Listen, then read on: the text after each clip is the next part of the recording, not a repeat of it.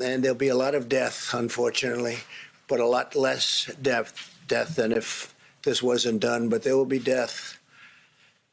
We're looking Imagine for an if you've obvious been, focus and imagine if you've been in a coma for like 10 years or whatever, and you wake up and you're told about the present situation. Well, I'm filling it to the top. Global pandemic, millions of lives at risk. I'm filling it to the top. Filling it to the top. And you see Donald Trump at the podium. What? What? He's president? No way! Yeah. Oh, whoa! Let's see what he's got to say for himself about this extraordinary situation that's going on. Let's see what he's got to say. And then he proceeds to babble cack for about 2 hours. There you go. That's a real shot. That's a real shot. 2 hours of non sequiturs and half-finished sentences, unanswered questions and ill-informed waffle. Imagine watching that for 2 hours and thinking to yourself, glad he's in charge.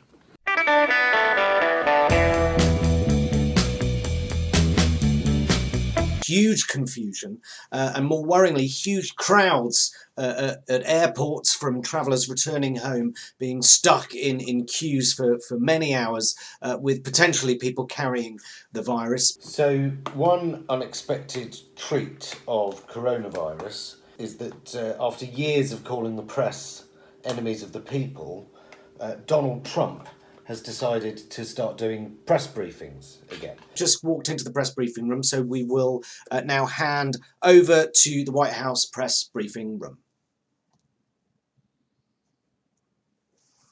Thank you. Sorry, I was just waffling there.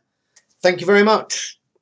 And for some unknown reason, he's decided to do these press briefings in the press briefing room rather than next to a 90 decibel helicopter engine. I can.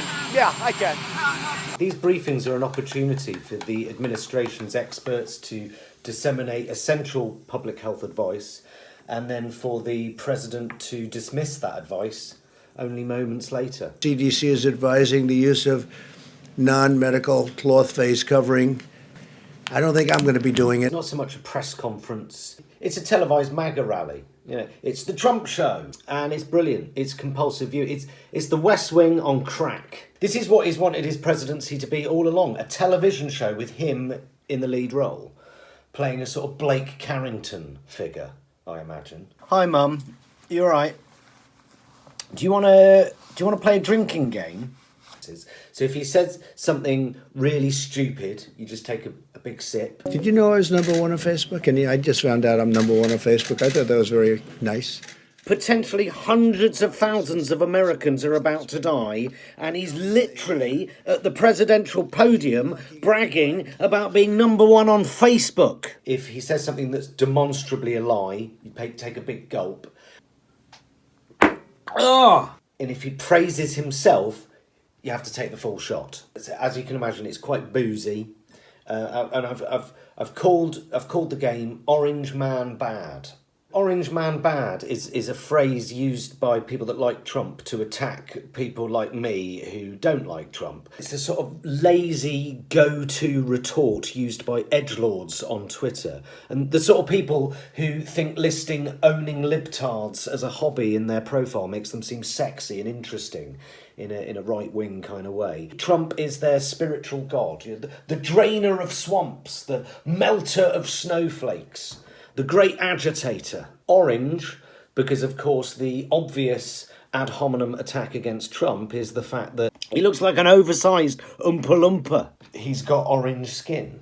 It's like he's covered himself in sweet potato as a sort of face mask, and he's forgotten to wash it off. Permatan aside, you dare to point out that he's lying or that he's intellectually vacant? Any criticism of Trump whatsoever can be dismissed out of hand with 3 little words. Orange Man Bad.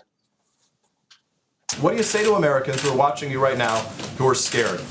I say that you're a terrible reporter. That's what I say. It's just 2 hours of watching journalists ask him to clarify things he's recently said and then watching him flatly deny that he ever said it, or better still, just calling it a nasty question.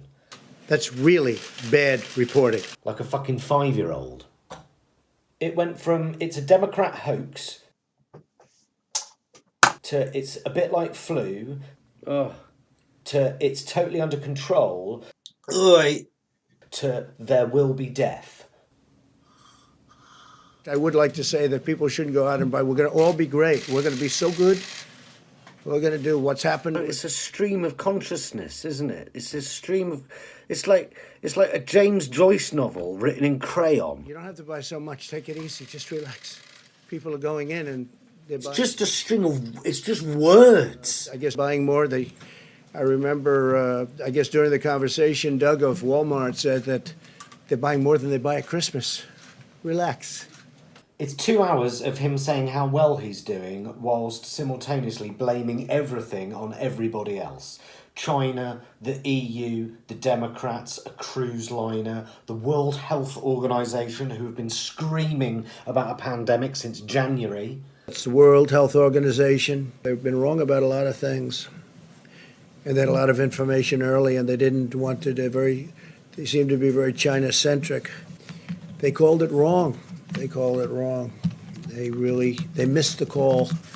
They missed the call. He's happy to throw people under a bus even when they're stood right next to him at the time. So I don't know anything about it. The problem is you have a president who has based his entire political career on sowing mistrust of any media that dares to scrutinise him. See, there's a typical fake news deal. You asked me when she was appointed. I told you when she was appointed. You're a third-rate reporter, and what you just said is a disgrace. So Sir? thank you very much. You will never make it. Go ahead.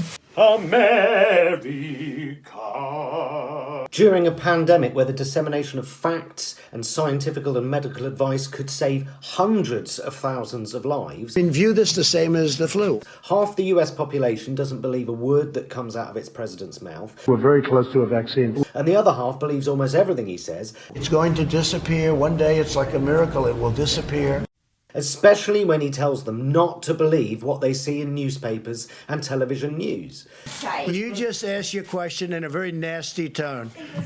Let's go. America, land of the free, home of the brave. America, where if you get coronavirus, you're more likely to die if you're black. And yet, just by turning up at the podium every day, his approval ratings are fucking flying. Luckily, the Democrats have got an ace up their sleeve. They're going to fight fire with fire.